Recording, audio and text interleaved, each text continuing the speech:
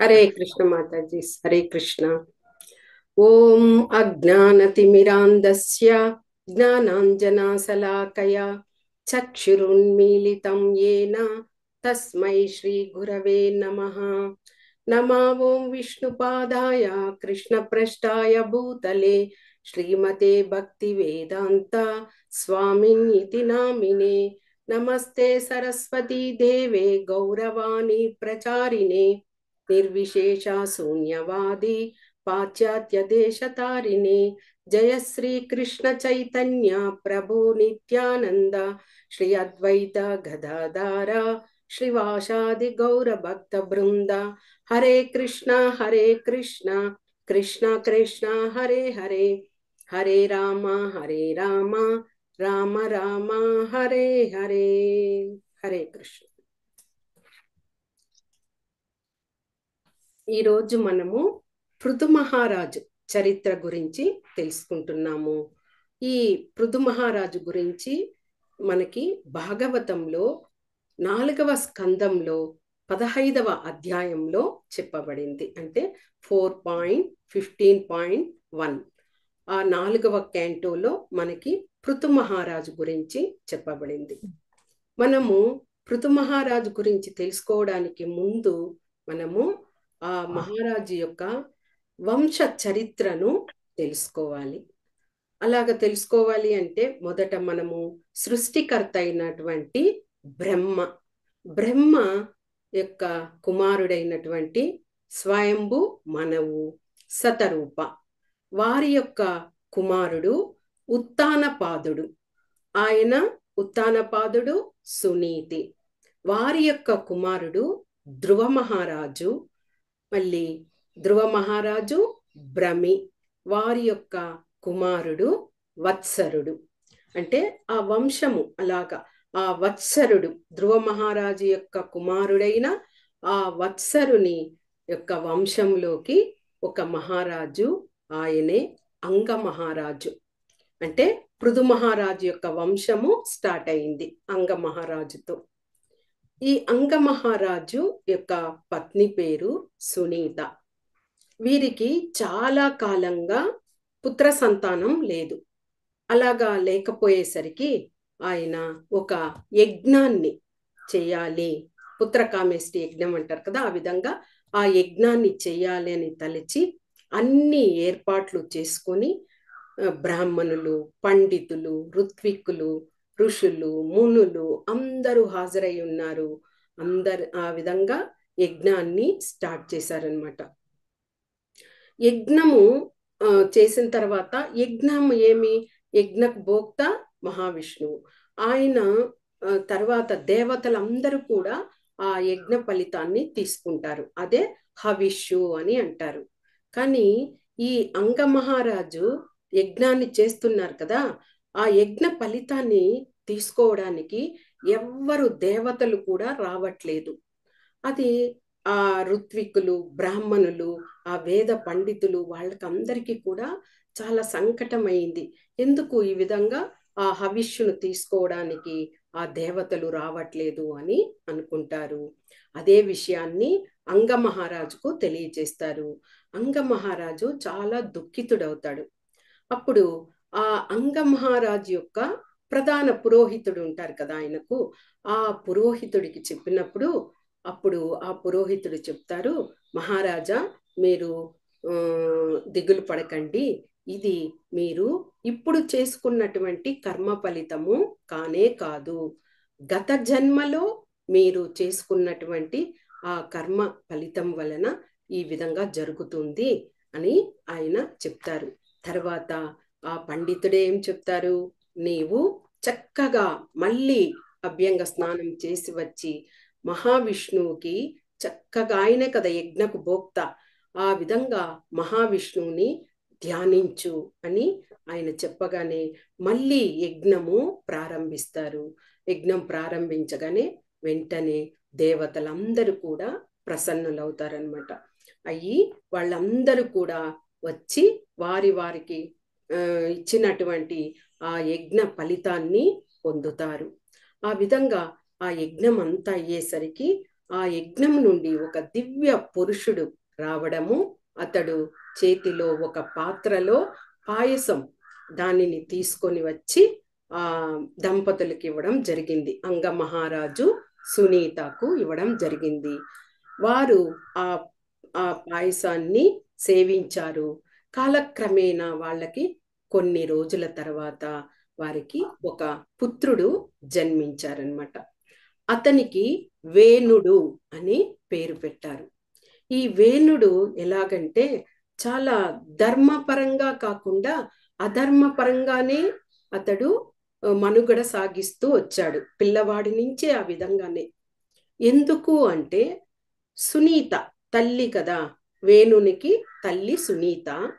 ఆమె మృత్యువు యొక్క కుమార్తె అనమాట. మృత్యువుని చూస్తే మనము అందరం భయపడతాం కదా. మృత్యువు కోసం ఎవరు ఎదురు చూసే వాళ్ళు ఉండరు, అంత భయపడతాము. అలాగే మృత్యువు కూడా తాను ఎవరిని తీసుకువెళ్ళాలి అంటే ఆ రూపంలో వచ్చి తీసుకొని వెళ్ళిపోతుంది మృత్యు. కాబట్టి అలాంటి మృత్యువు యొక్క కుమార్తెగా సునీత ఉండడం వల్ల ఆ గుణగణాలనే వేణుడు కూడా అదే విధంగా సంక్రమించిందనమాట ఆ గుణము. కాబట్టి ఈ వేణుడు దినదిన ప్రవృద్ధిమానం అవుతూ యుక్త వయసు వచ్చేసరికి ఇంకా మోసపూరితంగా తాను ప్రవర్తనలో అలాగా చేయడం స్టార్ట్ చేశాడనమాట. ఈ యుక్త వయసు అయ్యాక అతడు అడవికి వెళుతున్నప్పుడు, అడవికి వెళ్ళినప్పుడు ఆయన ఏమైంది, అక్కడ జంతువులను చాలా క్రూరంగా చంపి హింసించి అవి చనిపోతుంటే వాటిని అంతటిని చూసి ఆనందించేవాడట. అదేవిధంగా కేవలం స్నేహితులు ఉంటారనుకోండి, ఆ స్నేహితులను కూడా ఆ విధంగానే చంపడానికి ప్రయత్నించి ఆనందపడేవాడట. ఆ విధంగా అయ్యేసరికి అంగమహారాజుకు చాలా దుఃఖితుడయ్యాడు. ఎందుకంటే ఒక్కగానొక్క పిల్లవాడు, అతడు మంచి ప్రవర్తనతో రాజుగా వచ్చి దేశాన్ని పరిపాలిస్తాడు అనుకుంటే ఈ విధంగా క్రూరత్వంతో ఉన్నాడు ఆ వేణుడు. తర్వాత ఏమైంది, అతనికి ఎన్నోసార్లు ఉపదేశాన్ని చేశాడు మహారాజు. ఆ విధంగా ప్రవర్తనలో నువ్వు మార్పు తెచ్చుకో, రాజు అన్న అతను ప్రజలను చక్కగా పరిపాలించాలి, నీకు రాజ్య అధికారం ఇచ్చాక నువ్వు ప్రవర్తన మార్చుకోకుండా ఇలాగే ఉంటే రాజ్యము భ్రష్టు పట్టిపోతుంది అని వివరించాడు. ఆ సమయంలో ఆయన అంగమహారాజు ఏమనుకున్నారంటే అసలు పిల్లలు లేకుండా ఉంటేనే బాగుండేదేమో అని తలిచారు. ఒకసారి ఆయన ఈ గృహస్థ జీవితంలో ఆయనకు చాలా వేదన, కష్టము, తర్వాత విరక్తి చెంది ఆయన ఎవ్వరికీ చెప్పకుండా అంగమహారాజు ఒకరోజు రాత్రి సమయంలో గృహాన్ని దాటి వెళ్ళిపోయారనమాట. ఇక మరుసటి రోజు రాజు లేడు అని తెలిసి అక్కడ ఉన్నటువంటి భటులు వాళ్ళందరూ కూడా ఆ రాజు కోసము వెతకడం చేశారు. ఇక అలాగలాగా రాజ్యంలో రాజు లేరు అని తెలిసేసరికి ఏమైంది, ఇక చాలా దుర్మార్గులు, మోసపూరితమైన వాళ్ళు, ఇలాగ వీళ్ళందరూ దొంగలు, వీళ్ళందరూ విజృంభించారనమాట. అంతే కదా, ఒక నియామకుడు లేదు అంటే ఇక ఇలాంటి వారికే రాజ్యం అవుతుంది. అలాగ వాళ్ళు విజృంభించి ప్రజలందరినీ కష్టపెడుతూ అలాగా చేస్తున్నారు. అలాగా ఉండేసరికి ఏమైంది, ఇక అందరు కూడా చాలా వేదనతో ఇంకా సునీత ఆమెకు మొరపెట్టుకున్నారు. ఇక అక్కడ ఉన్నటువంటి ఋషులు, మునులు, పండితులు వీళ్ళందరూ ఆలోచించారు, రాజ్యంలో రాజు లేకపోతే చాలా ప్రమాదము, కాబట్టి ఎలాగైనా కానీ మళ్ళీ ఆ వేణునే రాజ్యాభిషక్తుని చేస్తే మారవచ్చు అనుకొని సునీత యొక్క ఆమె ఆజ్ఞతో ఆ వేణుడికి ఆ రాజ్యాన్ని అప్పగించారనమాట. ఎప్పుడైతే ఆ విధంగా వేణుడు రాజ్యాన్ని పొందాడో ఇంకా ఎక్కువ ఎక్కువగా విద్యాహంకారాన్ని పొందాడు. ఇంకా చెప్పలేని విధంగా అందరినీ ఇంకా తన ఇష్టంగా ఇదనుకొని శాస్త్ర నిర్దేశాలను గౌరవించేవాడు కాదు. యజ్ఞాలు చేయకూడదు, లేకపోతే ఏకాదశులు పాటించకూడదు. ఈ విధంగా దండోరా అంతా వేయించాడనమాట. అంటే ఎవ్వరు కూడా పెద్దలను గౌరవించకూడదు, బ్రాహ్మణులంతా కూడా హింసించే విధంగా చేసేవాడు.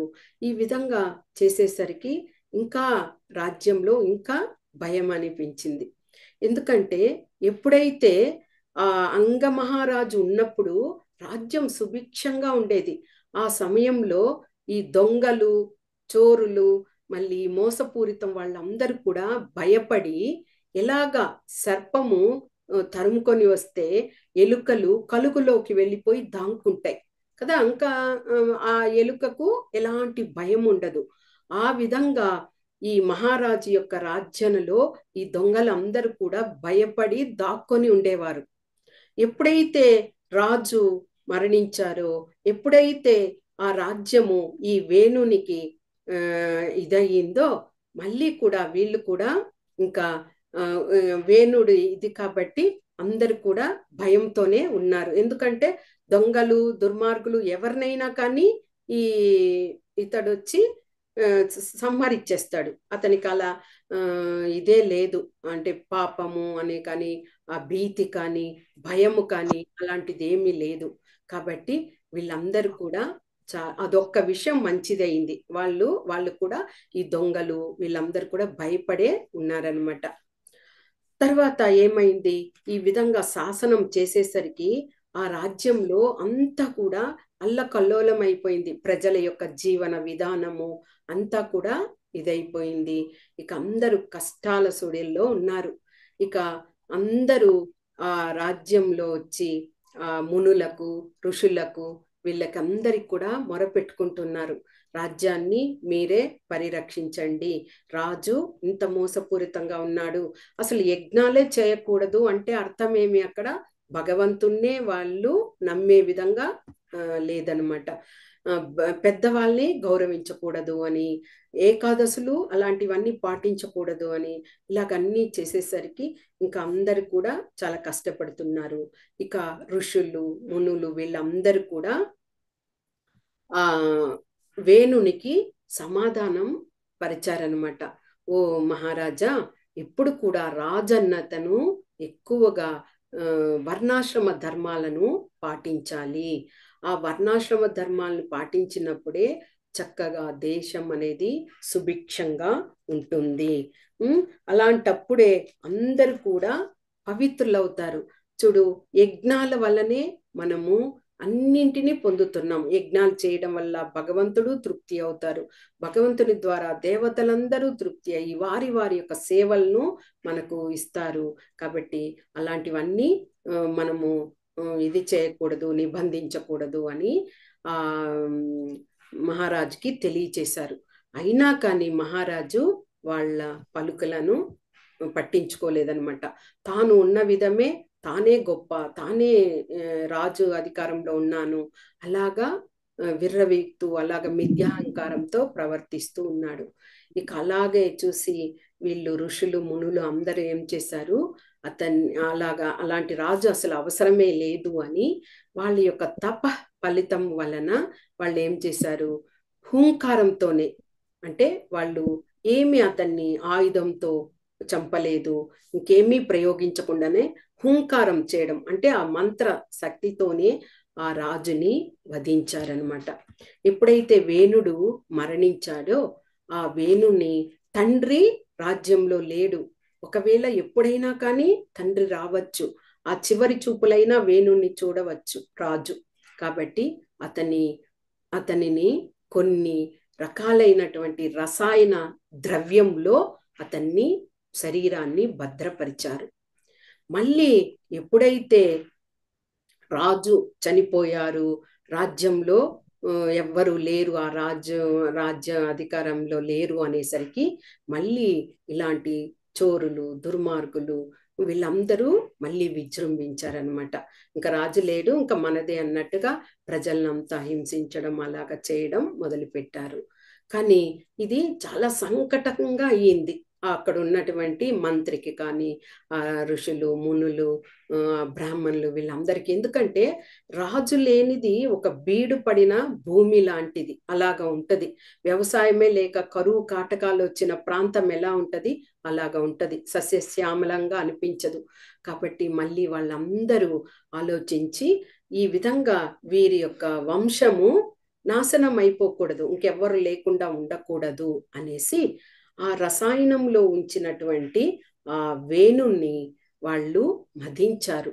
అంటే ఆయన ఊరువులను మదించగా, అంటే ఏమి, ఆ శరీరంలో ఆ తండ్రి యొక్క ఆ కణాములు ఉంటాయి కదా, జీన్స్ అంటాం అలాగా, అవి వాటిని ఇది చేయడానికి మదించగా ఆ ఊరువుల నుంచి ఒక అంగుష్ట మాత్రంలో ఒక బాహుకుడు అనే ఒక అసురుడు పుట్టాడనమాట.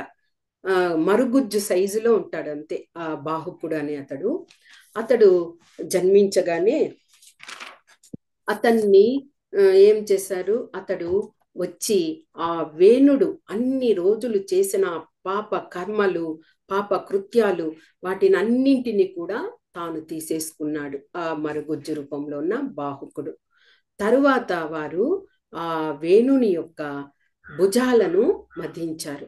ఆ భుజాలను ఇది చేయగానే అక్కడ నుంచి ఇద్దరు, ఒక పురుషుడు ఒక స్త్రీ జన్మించడం జరిగింది, ఆవిర్భవించడం జరిగింది. వారే శ్రీ మహావిష్ణువు లక్ష్మీదేవి రూపమైన పృథు మహారాజు అర్చి, వారిద్దరూ ఆవిర్భవించడం జరిగింది. అంటే భగవంతుని అవతారాలు మనం 24 అవతారాలు తెలుసుకున్నాము, అందులో ఒక అవతారము పృథు మహారాజు. ఆ విధంగా ఆ వేణుని శరీరం నుంచి ఆవిర్భవించాడనమాట భగవంతుడు. అర్చి, మహాలక్ష్మి వచ్చి అర్చి రూపంలో వారిద్దరికి వివాహము జరిగింది. తర్వాత ఎప్పుడైతే వారిద్దరూ స్త్రీ పురుష రూపంలో వచ్చారో అందరికీ చాలా ఆనందమైపోయింది. బ్రాహ్మణులు ఆశీర్వదించారు, ఇక దేవతలైతే పుష్పవృష్టి కురిపించారు, ఇంకా యక్షులు, కిన్నెరులు, కింపురుషులు వీళ్ళందరూ కూడా, గంధర్వులు వీళ్ళంతా ఆనందంతో నృత్యం చేస్తూ, గానం కీర్తన చేస్తూ, డమరకాలు అవన్నీ కూడా మోగిస్తూ చక్కగా ఒక ఆనంద ఉత్సవంలా అక్కడ ఇది చేశారనమాట ఆ ప్రదేశంలో. తర్వాత అందరూ గుర్తించారు, ఈయన సాక్షాత్తు భగవంతుని యొక్క అంశము. ఎందుకంటే ఆయన చేతిలో, పృథు మహారాజు చేతిలో ఆ పద్మము యొక్క గుర్తు ఉన్నది, పాదాలలో ఆ కమలం యొక్క గుర్తు ఉన్నది. కాబట్టి సాక్షాత్తు భగవంతుడు అని గుర్తించారు. ఇక ఆయనకు ఎంతమంది పర్వతాలు, సముద్రాలు, వృక్షాలు, గోవులు, ఇతర జీవులు అన్ని కూడా ఆయనకు తమ శక్త్యానుసారం ఏమేమి తాము ఇవ్వగలుగుతామో వాటిని అన్నింటినీ కూడా పృథు మహారాజుకు సమర్పించారట. ఇంకా చాలా మంది చాలా కానుకలు పృథు మహారాజుకు సమర్పించారు. అవి ఏమిటి అనేది చూద్దాము. మొదట కుబేరుడు పృథు మహారాజుకి రత్న సింహాసనం, బంగారు సింహాసనాన్ని, రత్నములతో పొదిగిన సింహాసనాన్ని సమర్పించారు. వాయువు 2 వింజామరులను సమర్పించారు. తర్వాత ధర్మదేవత ఆయనకు పూమాలలను సమర్పించారు.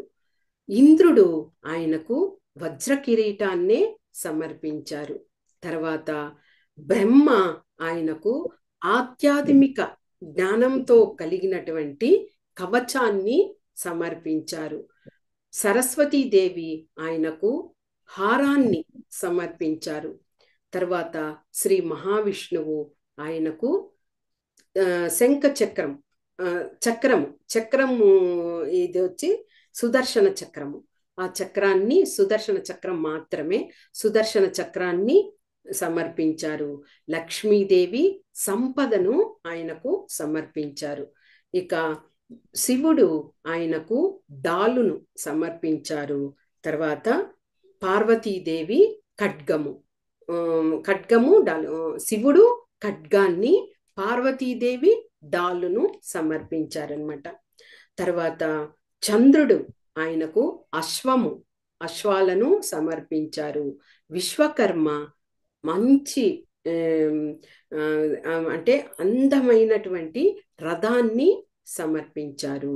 అగ్నిదేవుడు అగ్నిదేవుడు వచ్చి చక్కగా ధనస్సుని సమర్పించారు. సూర్యుడు వచ్చి ఆయనకు బాణములను సమర్పించారు. సముద్రుడు ఆయనకు శంఖంను సమర్పించారు. ఈ విధంగా వారి అందరి సత్యానుసారము పృథు మహారాజుకు పట్టాభిషిక్తుడు అవుతున్నాడనమాట. ఆ సమయంలో అందరూ కూడా ఆయనకు ఇవన్నీ సమర్పించారు.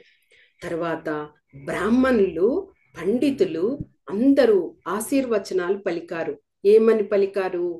సూర్యదేవుని యొక్క అంతటి శక్తిని నీవు పొంది ఉంటావు.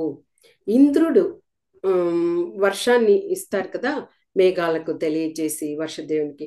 ఆ విధంగా నీవు కోరుకుంటే వర్షం పడగలిగిన ఆ శక్తిని నీవు పొందుతావు. ఇంకా దేశం యొక్క ఆ ప్రజలను కన్న బిడ్డలులా చూసుకొని కరుణతో ధర్మబద్ధంగా పరిపాలన చేస్తావు. తర్వాత పృథ్వీ, ఆమెకున్నటువంటి సహనము, ఓర్పు నీకు వస్తాయి. ఇతర స్త్రీల పట్ల నువ్వు ఎప్పుడు మాతృభావంతోనే ఉంటావు అని ఇన్నింటిని వాళ్ళు ఆశీర్వచనం చేస్తూ ఆయనకు దీవించారనమాట. పృథు మహారాజు అర్చి చక్కగా రాజ్యాన్ని సుభిక్షంగా తీసుకొని యజ్ఞయాగాదులు చేస్తూ గడుస్తున్నాయి. అయితే కూడా ఆ పృథ్వీ అంటే భూమాత అక్కడ కరువు ఉన్న విధంగానే ఏర్పడింది. ఎందుకు అంటే ముందు ఆ వేణుడు ఉన్న సమయంలో వాళ్ళ ఆ పృథ్వీమాత కూడా వ్యవసాయము అలాగా ప్రజలు ఎవ్వరు దానిని చేసుకోలేకపోయారు. ఎందుకంటే నిరంతరం అతని హింసలోనే బతుకుతూ అలాగ ఉండడం వల్ల ఆ భూమాత, ఆ పృథ్వీ అంతా కూడా అదే లోతట్టుగా ఎత్తుగా ఉండి అది వ్యవసాయానికి పనికి రాకుండా ఆ విధంగా తయారైంది, కరువులాగా ఏర్పడింది. ఇక ఈయన ఎవరు, పృథు మహారాజు రాజ్యానికి వచ్చిన తర్వాత ఎంత ఇది చేస్తున్నా ఈ పరిస్థితులు అలాగే ఉన్నాయి. అందువల్ల ప్రజలందరూ కూడా పృథు మహారాజు దగ్గర వచ్చి ఏ కరువు పెట్టుకున్నారు, ఈ కరువు నుంచి మమ్మల్ని కాపాడాలి అని, వాళ్ళు మమ్మల్ని రక్షించు అని కోరుకున్నారు. అప్పుడు మహారాజుకి చాలా కోపం వచ్చింది. వెంటనే ఆయన ధనస్సుని ఎక్కుపెట్టి పృథ్వీ మీద, భూమాత మీద ఎక్కుపెట్టగా భూమాత భయపడిపోయి పరిగెట్టడం ప్రారంభించింది.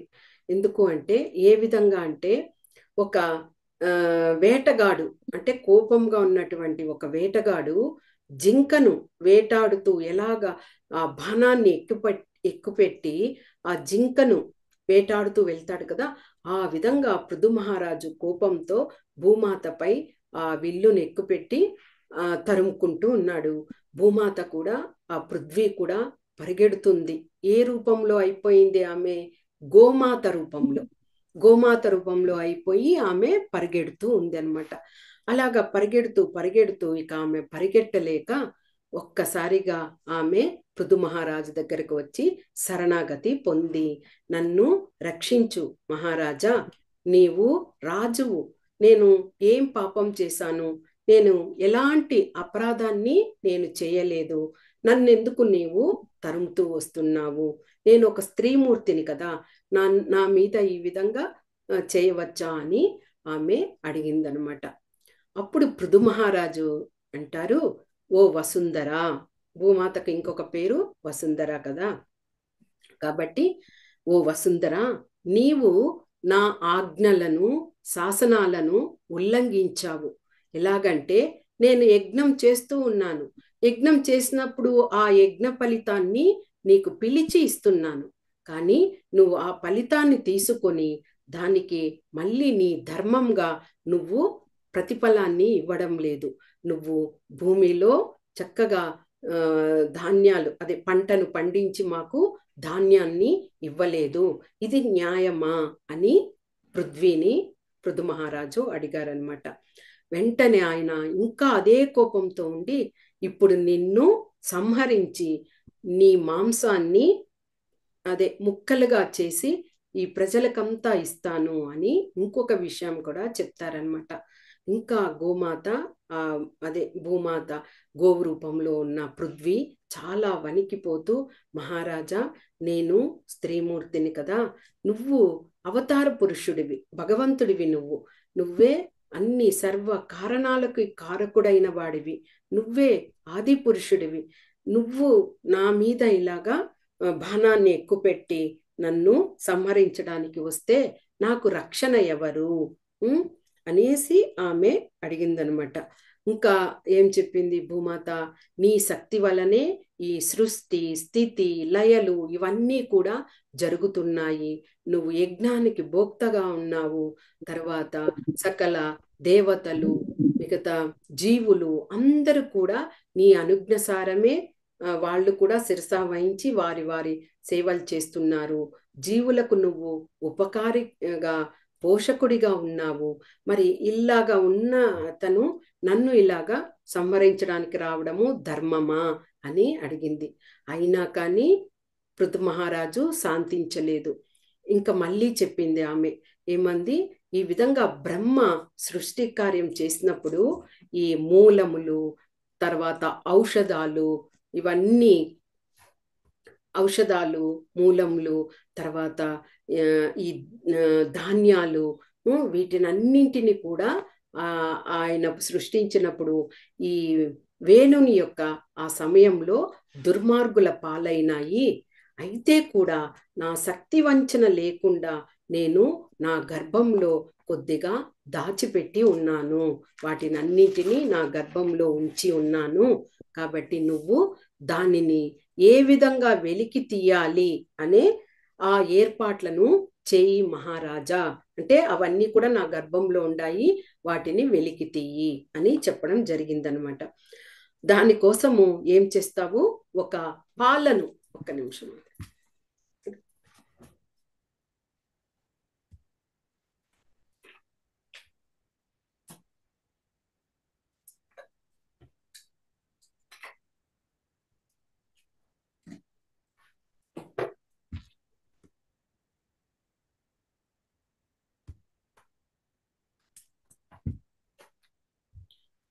ఆ పాలను ఆవు పాలను పితకడానికి ఒకరు ఉండాలి కదా, ఆవు పాలను పితకడానికి ఒకరిని, మళ్ళీ ఆ క్షీర పాత్ర కావాలి, తర్వాత ఆవు ఒక్కసారిగా పాలను ఇవ్వదు, దూడ ఉంటే కానీ ఆ దూడ మొదట తాగిన తర్వాతనే పాలను ఇస్తుంది, కాబట్టి ఆ వారిని అందరినీ ఏర్పాటు చెయ్యి, నేను నా గర్భంలో ఉన్నదాన్ని నీకు బయటకు ఇస్తాను అని ఆమె చెప్పిందనమాట. అప్పుడు పృథు మహారాజు ఏం చేశారు, మొట్టమొదటిసారిగా మనువు, స్వయంభు మనువు ఉన్నారు కదా, ఆ మనువుని దూడగా చేసి ఆయన ఔషధాలను ధాన్యాలను పితికారనమాట. అంటే దానిని తెచ్చుకున్నారు, పితకడం అంటే ఆ సారంని తీసుకున్నారు. తర్వాత ఏమైంది, ఋషులు వచ్చారు. ఈ ఋషులందరూ కూడా ఆ దేవతలకు అధిపతి అయినటువంటి బృహస్పతి ఉన్నారు కదా, ఆ బృహస్పతిని దూడగా చేసి వాళ్ళందరూ కూడా పూర్తిగా ఇదిగా చేసి వాళ్ళు వేదాలను, ఋషులు కదా వాళ్ళందరూ వేదాలను పితికారు, అంటే ఆ సారాన్ని తీసుకున్నారు. తర్వాత దేవతలు వచ్చారు, దేవతలు ఇంద్రుని దూడగా చేసి వాళ్ళకు దేవతలకు కావలసింది ఏమిటి, చక్కగా అమృతం, ఆ అమృతాన్ని తీసుకున్నారు. అదే విధంగా దేవతలు వస్తే ఇంకా అసురులు ఉన్నారు కదా, అసురులు ఏం చేశారు, వాళ్ళు ప్రహ్లాదుని దూడగా చేసి వాళ్ళు సురాపానం, వాళ్ళకు కావలసింది అది, ఆ దానిని తీసుకున్నారనమాట. తర్వాత పితృలోకవాసులు వాళ్ళు ఏం చేశారు, వాళ్ళు ఆర్యముని అనే ఆ మునిని దూడగా చేసి వాళ్ళు మట్టి కుండలలో భోజనం అంటే అన్నము పదార్థాలు అలాంటివన్నీ వాళ్ళు పొందారనమాట. తర్వాత వీళ్ళు సిద్ధలోకవాసులు వచ్చారు. వాళ్ళు వచ్చి కపిల మునిని దూడగా చేసి వాళ్లకు సిద్ధులు అంటే వాళ్ళు ఎన్ని విద్యలను కలిగి ఉంటారు, అష్టాంగ యోగ విధానాలను, అంటే నీటి మీద నడిచి వెళ్ళేది, ఆకాశంలో ప్రయాణం చేసేది, అలాగ సిద్ధ విద్యలను, అలాంటి ఆ సిద్ధ విషయాలన్నింటిని కూడా వాళ్ళు వెతికి తీసుకున్నారనమాట. ఇక భూత ప్రేత పిశాచ గణాలు ఇవన్నీ వచ్చాయి. అవన్నీ ఏం చేశాయి, రుద్రుని దూడగా చేసి వాళ్ళు రక్తంతో కూడినటువంటి మద్యంని వాళ్ళు తీసుకున్నారనమాట. తర్వాత సర్పాలన్నీ వచ్చాయి. సర్పాలన్నీ ఏం చేశాయి, తక్షకుడు, సర్పాలకంత రాజు తక్షకుడు, ఆ తక్షకుణ్ణి దూడగా చేసి వాళ్ళు విషంని తీసుకున్నాయి. వాటికి పాములకి విషమే కదా సర్పాలకన్నీ, ఆ విధంగా అవి తీసుకున్నాయి. తర్వాత చతుష్పాద పశువులు అంటే 4 కాళ్ళ మీద నడిచేటువంటివి అన్నమాట. అవన్నీ ఏం చేశాయి, వృషభాన్ని దానిని దూడగా చేసి వాటికి కావలసిన గడ్డిని అవి పొందాయి అన్నమాట. తర్వాత జంతువులన్నీ, ఆ జంతువులన్నీ ఏం చేశాయి, సింహాన్ని దూడగా చేసి మాంసాన్ని పొందాయి అవన్నీ కూడా. తర్వాత వృక్షాలన్నీ కూడా ఆ వృక్షాలకంత రాజుగా వటవృక్షం అంటారు కదా, ఆ వటవృక్షాన్ని దూడగా చేసి అవి పాలను పొందాయి. తర్వాత ఈ పర్వతాలన్నీ కూడా హిమాలయ పర్వతాన్ని దూడగా చేసి ఆ లోపల ధాతువులు, భూమి లోపల ఏముంటాయి, ఖనిజాలు, బంగారము అవన్నీ ఉంటాయి కదా, అలాంటి ధాతువులన్నింటినీ కూడా అవి పొందాయి అన్నమాట. తర్వాత ఇంకా ఆ విధంగా అందరూ ఇంకా మళ్ళీ సుభిక్షమైపోయాయి. అందరూ వారికి కావలసినవన్నీ పొందారు. చక్కగా మహారాజు కూడా ప్రతి ఒక్కరికి ఆనందంగా ఆ భూములను వాళ్ళకంతా ఇచ్చి వ్యవసాయం చేసుకునే విధంగా చేసి అందరూ కూడా చక్కగా రాజ్యము కొనసాగుతూ ఉందన్నమాట. అలాగా సుభిక్షంగా పోతుంది పృథు మహారాజు పాలన. ఆ పృథు మహారాజు యజ్ఞాలను చాలా మనకి నవవిధ భక్తి తీసుకున్నప్పుడు పృథు మహారాజు ఎందుకు వస్తారు, అర్చనలో వస్తారు, అర్చనం చేసే విధానం కాబట్టి నిత్యము ఆయన భగవంతుణ్ణి అర్చిస్తూనే ఉంటారు. ఆ విధంగా యజ్ఞాలను కూడా 99 యజ్ఞాలు చేశారనమాట పృథు మహారాజు. ఇక 100వ యజ్ఞం చెయ్యాలి. ఎప్పుడైతే ఆ 100వ యజ్ఞం చెయ్యాలని అనుకొని ఆ యజ్ఞాన్ని ప్రారంభిస్తున్నారో ఆ యజ్ఞానికి అందరూ ఆహ్వానితులయ్యారు. ఎవరు, బ్రహ్మ, దేవతలు, నారద మహర్షి, సనక సనాదులు, ఋషులు, మునులు, యోగులు అందరు కూడా ఆ యజ్ఞానికి వచ్చారనమాట. ఎప్పుడైతే పృథు మహారాజు ఆ 100వ యజ్ఞం చేస్తున్నారని ఇంద్రునికి తెలిసిందో ఇక ఇంద్రుడు భయపడిపోయాడు. ఎందుకు అంటే ఆ 100వ యజ్ఞం చేస్తే ఆ ఇంద్ర పదవికి పృథు మహారాజే రాజైపోతాడు, ఇంద్రుడు అనే ఆ స్థానానికి వెళ్ళిపోతాడు. కాబట్టి ఇంద్రుడు ఏం చేశారు, వెంటనే ఒక సన్యాసిలాగా వేషధారణ చేసుకొని ఎలాగైనా ఆ యజ్ఞానికి ఏమిటి అశ్వాన్ని ఉంచుతారు. ఆ యజ్ఞం చేసేటప్పుడు ఆ అశ్వాన్ని తస్కరించేసినాం అనుకోండి ఇంకా యజ్ఞము ఆగిపోతుంది అనుకొని ఆయన ఏం చేశాడు, ఒక సన్యాసి వేషంలో ఆ కాషాయ వస్త్రాన్ని ధరించి ఇంద్రుడు అక్కడ ఆకాశంలోనే మబ్బులుగా అంటే ఒక చీకటి ఇదిలాగా చేసేసి ఆ ప్రదేశాన్ని ఆయన వచ్చి ఆ అశ్వాన్ని దానిని దొంగిలించి తీసుకెళ్ళిపోతున్నాడు ఇంద్రుడు అన్నమాట. ఈ విషయాన్ని అత్రి మహాముని గమనించారు. వెంటనే ఆయన పృథు మహారాజుకి చెప్పకుండా ఆయన యొక్క కుమారుడైనటువంటి విజితాశ్వునికి తెలియజేశారు. విజితాశ్వునికి చాలా కోపం వచ్చి వెంబడించాడు. ఆ సన్యాసి రూపంలో ఉన్నటువంటి ఇంద్రుని వేగంగా అశ్వంతో వెంబడించేసరికి ఇక ఆ ఇంద్రునికి అర్థమైపోయింది విజితాసుడు మహారాజు, ఆయన గొప్ప ఇది కాబట్టి ఆయన చేతిలో మనం ఓడిపోతాము అనుకొని వెంటనే ఆ అశ్వాన్ని వదిలి మాయమైపోయాడు ఆ ఇంద్రుడు. ఆ అశ్వాన్ని తీసుకువచ్చి మళ్ళీ యజ్ఞము ప్రారంభమైంది. అయినా వదిలిపెట్టలేదు ఇంద్రుడు. ఎలాగైనా యజ్ఞాన్ని ఆపింప చెయ్యాలి అనుకొని మళ్ళీ ఇంకొకసారి వచ్చి మళ్ళీ ప్రయత్నంతో ఆ విధంగా తీసుకెళ్ళిపోయాడనమాట. మళ్ళీ విజితాశ్వుడు ఆయన వెంబడిస్తూ వెళ్ళాడు. ఎప్పుడైతే ఈ విషయము పృథు మహారాజుకు తెలిసిందో, పృథు మహారాజుకి చాలా కోపం వచ్చేసింది. ఆ ధనస్సును ఎక్కుపెట్టి ఆ ఆ ఇంద్రుణ్ణి సంహరిస్తాను నేను అనేసి బయలుదేరబోయాడనమాట.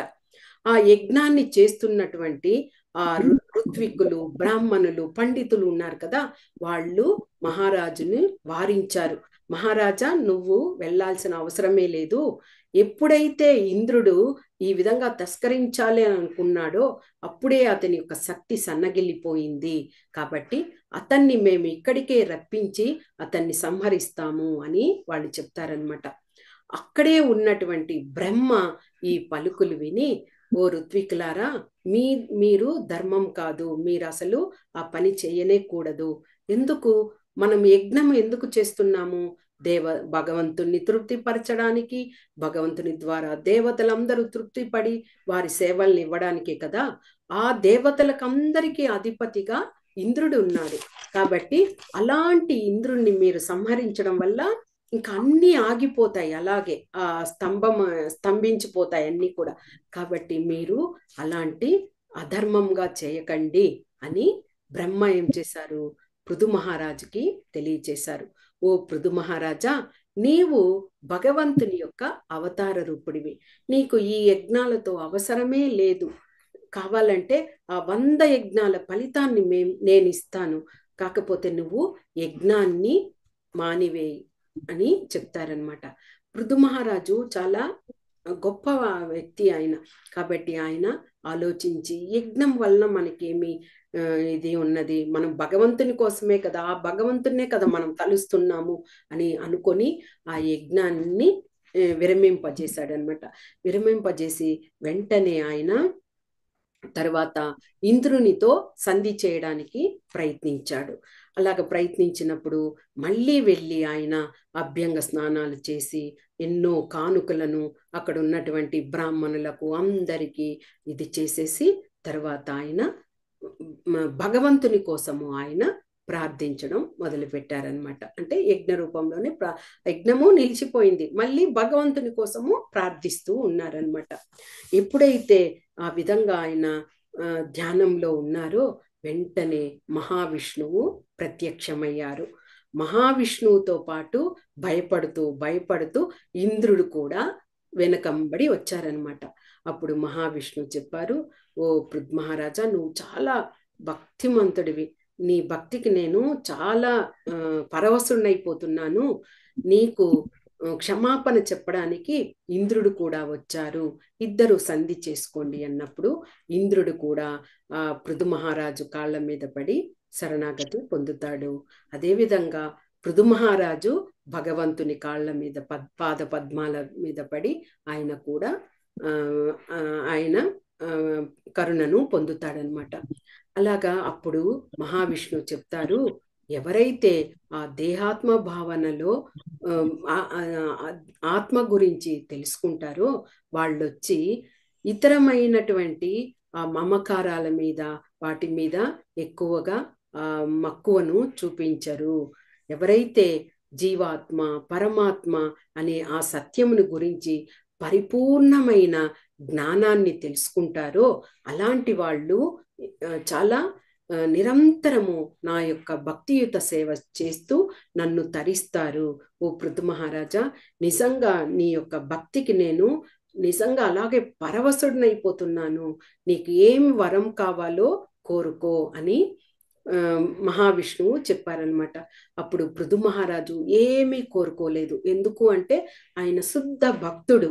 నాకు ఇది కావాలి అది కావాలని ఏమి కోరుకోలేదు. ఆయన చెప్పారు, అదే ఓ దేవాది దేవా, నాకు అలాంటి కోరికలు ఏమీ లేవు. నేను ఒక తండ్రి ఉన్నాడు అనుకోండి, పిల్లవాడికి తండ్రి కోరిన విధంగా ఇస్తాడు. ఆ పిల్లవాడికి అది నచ్చుతుంది ఏది ఇచ్చినా కానీ. అదే విధంగా నువ్వు తండ్రి వంటి వాడివి. నువ్వు ఏమి ఇచ్చినా నాకు అది ప్రయోజనంగానే అవుతుంది. కానీ నాకు అలాగా కోరికలు ఏమీ లేవు. కాకపోతే నాకు ఒక్క కోరిక ఏమిటి అంటే, నీ యొక్క శుద్ధ భక్తుడు ముఖతః నేను శ్రవణము చెయ్యాలి నీ గురించి. అంటే ఆ భగవంతుని యొక్క భక్తుడైనటువంటి ఆ భక్తుని ముఖతః భగవంతుని గురించి అన్ని రూప లీల వర్ణన గురించి అన్ని నేను తెలుసుకోవాలి. అలాగ తెలుసుకోవాలి అంటే నాకు ఇప్పుడున్నటువంటి ఈ చెవులు, నాకు కర్ణాలు నాకు సరిపోవు. నాకు 10,000 కర్ణాలు అంటే 10,000 చెవులు కావాలి. అప్పుడే నేను అన్నిటినీ ఆగ్రహించగ ఇది చేసుకోగలుగుతాను అనేసి ఆ పృథు మహారాజు భగవంతుని పట్ల అడిగారట. భగవంతుడు అదే విధంగా ఆయనకు కరుణను ఇచ్చి తర్వాత ఆయన అంతర్ధానమైపోయారు. ఆ తర్వాత ఎప్పుడైతే పృథు మహారాజు ఆ మహావిష్ణువు యొక్క కరుణను పొందారో, ఇక తర్వాత ఆయన చక్కగా రాజ్యాన్ని సుభిక్షంగా చాలా సంవత్సరాలు పరిపాలించారు. ఇక చాలా సంవత్సరాల తర్వాత ఒక వానప్రస్థ అనే ఒక ఇది ఉంటది కదా, ఆ విధంగా ఆయన చివరగా ఆమె యొక్క భార్య అర్చి ఆయనతో పాటు వాళ్ళు వానప్రస్థకు వెళ్ళిపోయారు, అడవులకు వెళ్ళిపోయారనమాట. ఆ సంపదను అన్నింటినీ అందరికీ పంచేశారు. పంచి వాళ్ళు అడవులకు వెళ్ళారు. అక్కడ వెళ్ళిన తర్వాత ఒక నదీ తీరంలో ఒక కుటీరం ఏర్పరచుకుని అక్కడే చక్కగా తపస్సు చేయడం ఆరంభించాడు పృథు మహారాజు.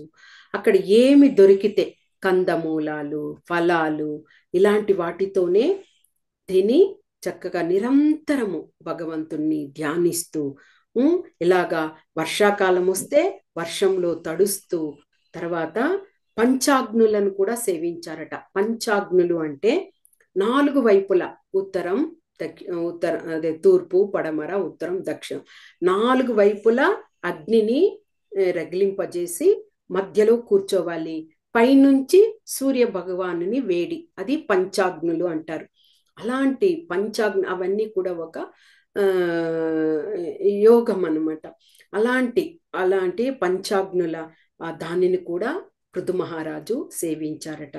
తర్వాత ఇంద్రియాలను అన్నింటినీ తన ఆధీనంలోకి తెచ్చుకొని మనసు, బుద్ధి, అహంకారము ఇలాంటి వాటినన్నింటికి అతీతుడుగా అయి ఉండి 24 గంటలు ఆ భగవంతుని యొక్క భక్తిలోనే సదా ఆ భగవంతుని తలుస్తూ నిరంతరము ఉన్నారు. ఆ అర్చి ఆమె కూడా ఆయనకు తోడుగా ఉంటూ భగవంతుని సేవిస్తూ ఉన్నారు.